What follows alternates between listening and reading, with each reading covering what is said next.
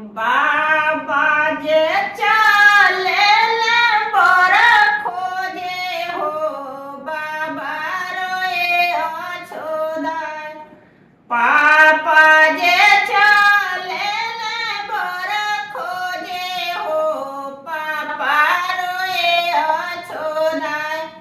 हमारा दिया ससुरारी गई है हो जेवना के दी हमार।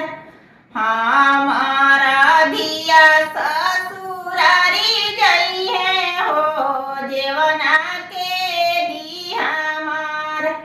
चाचा जे चालेले बर खोजे हो चाचा रोए अछोदाय।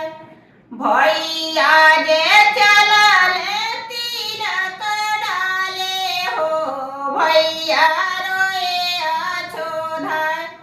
हमारा बहिना ससुरारी गई है हो पनिया के दी हमार।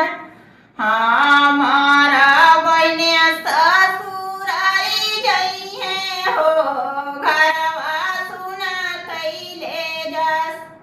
आमा जे चलली झापिया साजे हो आमा रोए अछोदाय। चाची जे चलली खोइछा देवे हो चाची रोए अछोदाय। हमारा धिया ससुरारी गईली हो गोदिया सुना कैले जास।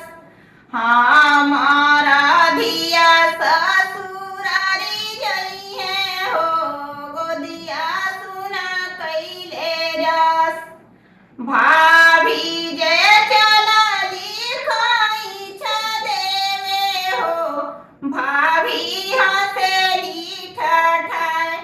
भाभी हंसेली ठठाय।